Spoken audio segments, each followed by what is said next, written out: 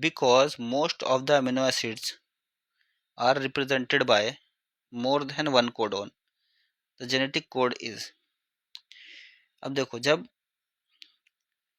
एक amino acid represent किया जाए एक से ज़्यादा कोडोन्स के द्वारा, तो उस जेनेटिक कोड को क्या कहते हैं ये बताना है।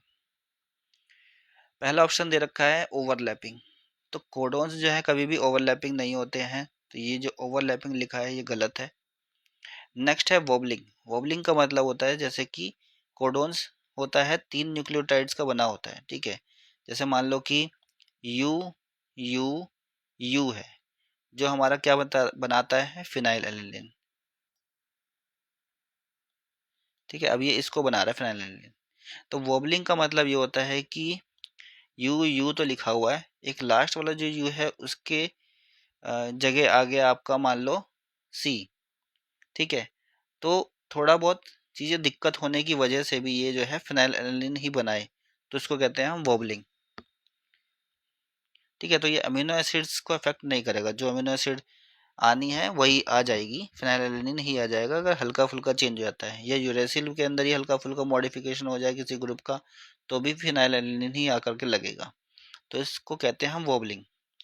तो मोर than one codon, amino acid represented by more than one codons, ये भी वोबलिंग नहीं होता है।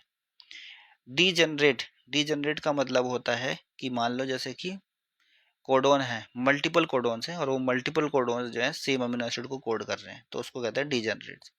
फॉर एग्जांपल जैसे कि यू यू यू जो है आपका वो बनाता है फिनाइलएलिन, ठीक है।